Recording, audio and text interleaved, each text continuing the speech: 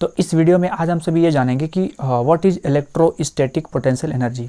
Class 12 के physics का chapter number 2 हम सब शुरुआत कर रहे हैं, जिसका ये पहला वीडियो होने वाला है। और इससे रिलेटेड जो भी नोट्स होंगे, एग्जाम नोट्स, वो आप सभी को टेलीग्राम चैनल में प्रोवाइड कर दिए जाएंगे। आप सभी डिस्क्रिप्शन में जा करके चेक कर सकते हो। ठीक, तो ये जो इलेक्ट्रोस्टैटिक फोर्स है ना, जो हमने पहला चैप्टर में पढ़ा है ऑलरेडी, दो चार्जेस के बीच में लगने वाला फोर्स, उसे हम सभी क्या कहते हैं? इलेक्ट्रोस्टैटिक फोर्स कहते हैं। तो ये फोर्स भी क्या है? एक तरह का कंजर्वेटिव फोर्स है। तो इस फोर्स के अगेंस्ट अगर हम ज़बरदस्ती वर्क करें, है ना, तो वो जो ज़बरदस्ती वाला वर्क होता है ना, वही वर्क स्टोर्ड हो जाता है किस रूप में? पोटेंशियल एनर्जी के रूप में। इसे ऐसे समझो आप सभी कि जैसे, आई होप आप सभी को ये चीज़ तो ज़रूर मालूम होगा कि अगर दो पॉजिटिव चार्जेस हैं जो कि किसी डिस्टेंस में है, तो ये दोनों एक दूसरे को आपस में रिपेल करेंगे।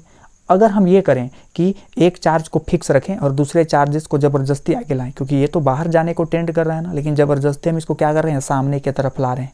तो हम जो एक्सटर्नल फोर्स अप्लाई कर रहे हैं, है ना, सेम टू सेम बाहर में जितना फोर्स लग रहा था, चार्ज धकेला रहा था ना, रिपल्ड हो रहा था जितने फोर्स से, उतना ही फोर्स हम अपने हाथ से लगाते लगाते चार्ज को सामने में लाएं, तो वो जो वर्क डन होगा वो वर्क डन स्टोर हो जाएगा पोटेंशियल एनर्जी में। तो हम सभी को वही वर्क डन कैलकुलेट करना है और उसको फिर हम लोग कह देंगे कि यही वर्क डन जो है वो पोटेंशियल एनर्जी के रूप में स्टोर्ड होगा। ठीक है, तो इसको समझने के लिए चलिए हम एक एक्सपेरिमेंट आप सभी को दिखाते हैं।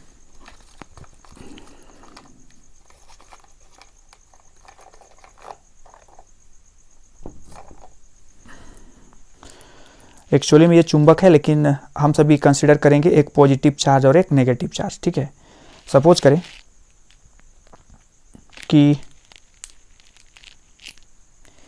ये पॉजिटिव चार्ज है और ये क्या है? ये भी पॉजिटिव चार्ज है। तो दोनों पॉजिटिव चार्ज क्या करेंगे? एक दूसरे को रिपेल करेंगे। मैं कैमरा के सामने ले जाकर आप सभी को दिखाता हूँ।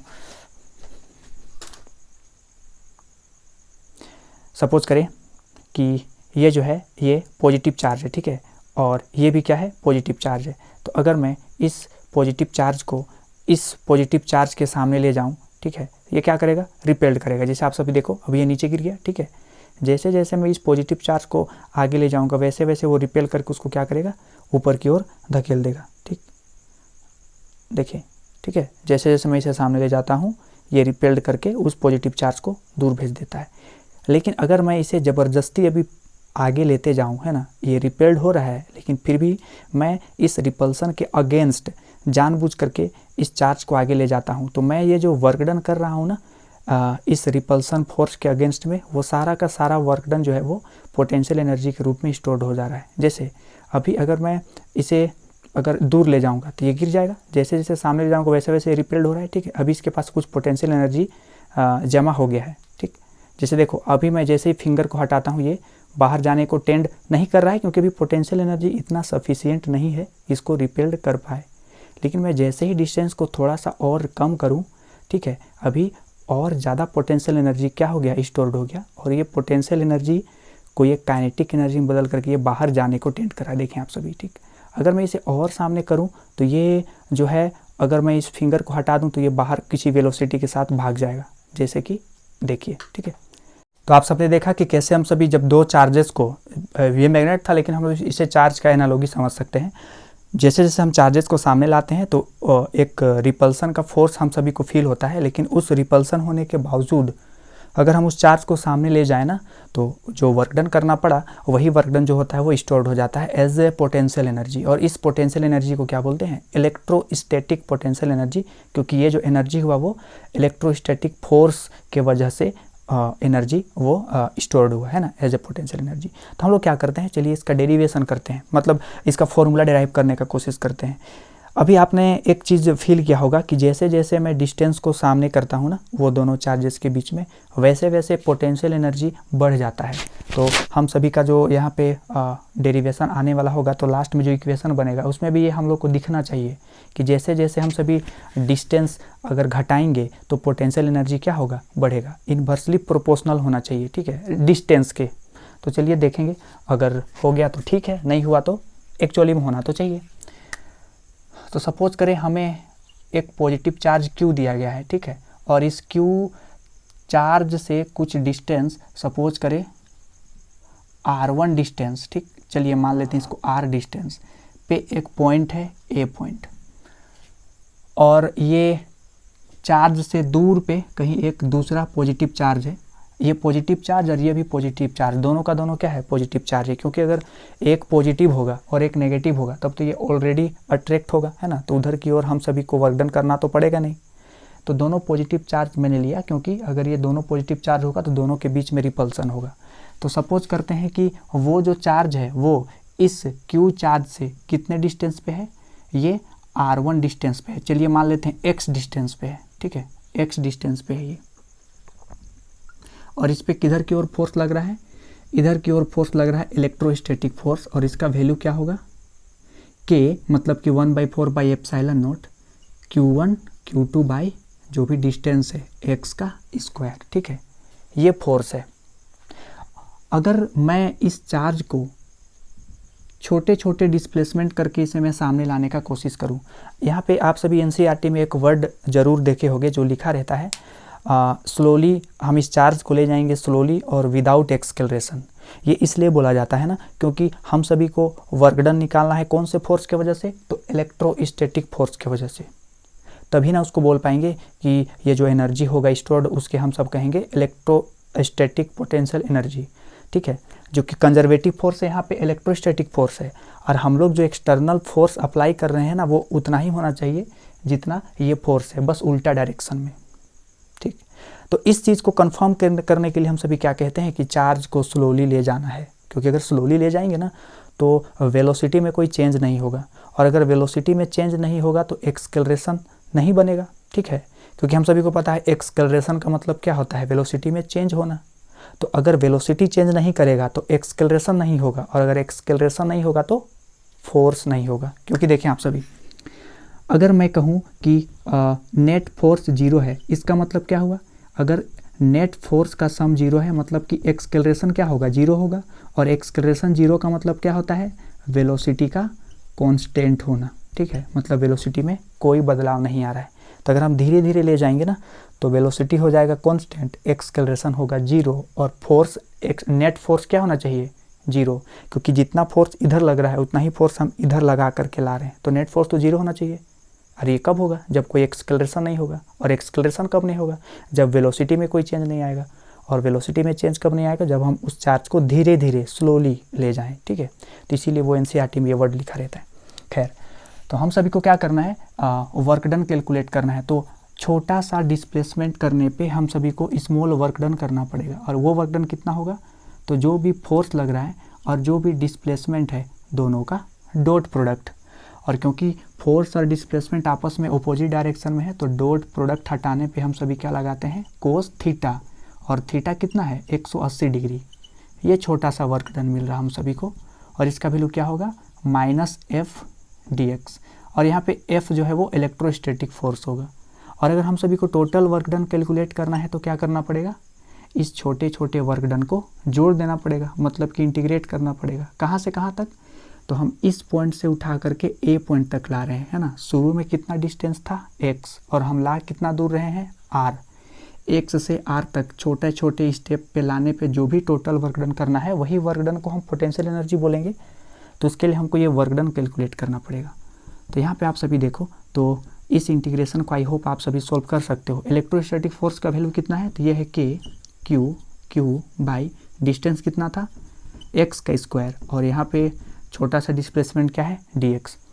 आप सभी को आई होप मालूम हो कि अगर 1/x का पावर 2 है तो इसका इंटीग्रेशन कैसे होगा, तो इसे हम लिख सकते हैं x का पावर -2, और अगर x का पावर -2 का इंटीग्रेशन करना हो तो इसे क्या लिख सकते हैं, x का पावर, जो पावर उसमें एक जोड़ा जाता है यानी कि -1, और नीचे में होगा -1, यानी कि इसे लिख सकते हैं -1/x, है ना। x का पावर -1 को नीचे ले जाएंगे तो x का पावर +1 होगा। हाँ, प्लस c भी होगा, अभी यहाँ पे लिमिट हम सभी को देना है तो c लिखने का ज़रूरत है नहीं, तो हम इसे क्या लिख सकते हैं, ये माइनस तो पहले से था, ठीक है, और k कांस्टेंट है, q कांस्टेंट है, ये भी कांस्टेंट है। अंदर में क्या बच गया है, integration x to r dx by x का स्क्वायर, और इसका इंटीग्रेशन क्या होता है, तो इसका इंटीग्रेशन होता है -1/x, और ये माइनस को ये खा जाएगा तो क्या बचेगा, k q q, और इसका इंटीग्रेशन हो जाएगा 1/x, ठीक है, और लिमिट क्या है x to r। ये वर्क डन निकल रहा है हम सभी का। लिमिट पुटअप किया जाए तो आई होप आप सभी को ये मालूम हो कि सबसे पहले अपर लिमिट पुटअप करते हैं तो ये होगा 1/r minus lower limit put up करेंगे तो होगा 1/x। तो ये निकल रहा है वर्क डन का formula k q q 1/r minus 1/x, ठीक है। और यही वर्क डन जो है वो पोटेंशियल एनर्जी, जिसको कि हम सभी U से रिप्रेजेंट करेंगे, पोटेंशियल एनर्जी के रूप में स्टोर्ड हो जाएगा 1/r माइनस 1/x।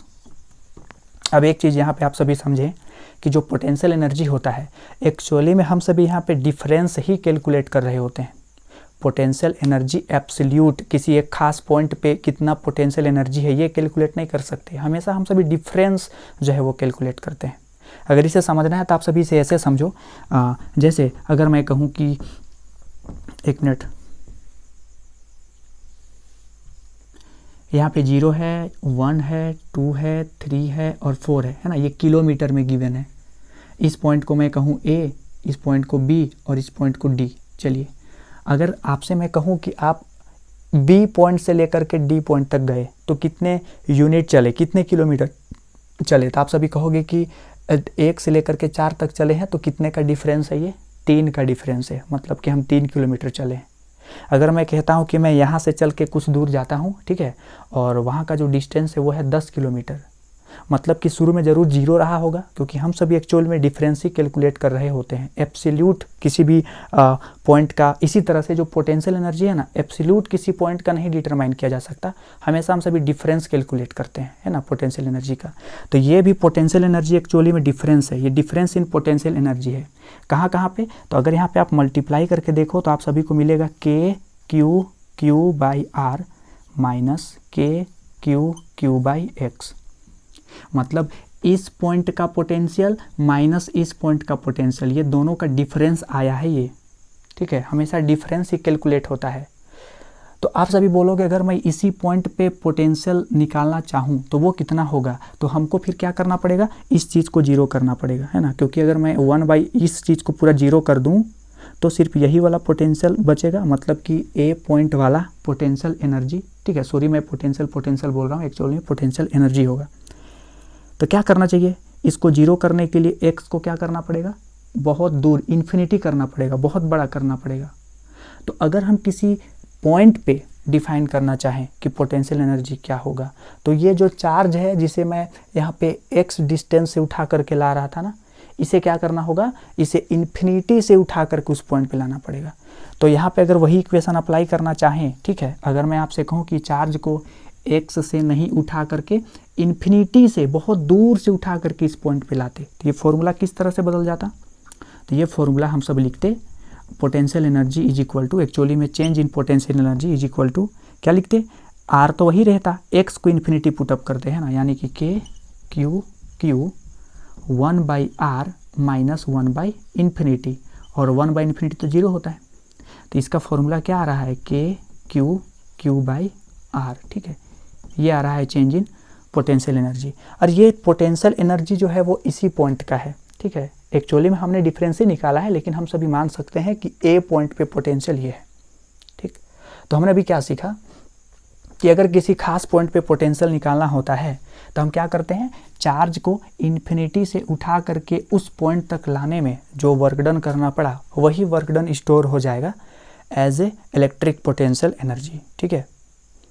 तो ये था, और यहाँ से आप सभी को ये चीज़ भी मालूम होगा कि ये जो इलेक्ट्रोस्टैटिक फोर्स है ये k q1 q2/r², ये जो कूलॉम फोर्स होता है दो चार्जेस के बीच में, तो ये फोर्स कंजर्वेटिव फोर्स होता है। और कंजर्वेटिव फोर्स का एक प्रॉपर्टी आप सबने पढ़ा होगा कि ये रास्ते मतलब पाथ पे डिपेंड नहीं करता है, ठीक है, मतलब इसका जो इनिशियल पॉइंट और फाइनल पॉइंट कहाँ पे है उस पर डिपेंड करता है।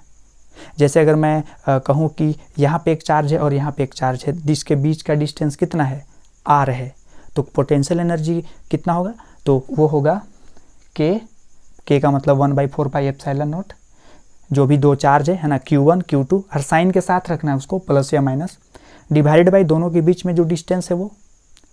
अगर मैं एक चार्ज को कहीं दूर से घुमा करके उठा के यहाँ पे लाऊं और डिस्टेंस वही रहेगा तो भी पोटेंशियल एनर्जी का फॉर्मूला यही बनने वाला है। इसके लिए हम सभी को ये ज़रूरत नहीं है जानने का कि हम किस रास्ता से इसको हम घुमा कर खिलाएं, ठीक है। ये पाथ पे डिपेंड नहीं करता है। कंजर्वेटिव फोर्स का ये प्रॉपर्टी होता है कि वो सिर्फ इनिशियल और फाइनल जो लोकेशन होगा ना चार्ज का, उस पर डिपेंड करेगा। हम यहाँ पे इलेक्ट्रोस्टैटिक फोर्स का बात कर रहे हैं। इसी तरह से आप सभी कोई भी कंजर्वेटिव फोर्स के वजह से अगर वर्क डन निकालोगे ना, तो वो वर्क डन जो होगा वो पाथ पे डिपेंडेंट नहीं होगा। वो किस पे डिपेंड करेगा? शुरू वाला पोजीशन कहाँ है उसका, है ना, इनिशियल पोजीशन कहाँ है और फाइनल पोजीशन कहाँ है, वही इनिशियल और फाइनल पोजीशन पे ही डिपेंड करता है वो वर्क डन, ठीक। तो ये भी वही चीज़ फॉलो करेगा।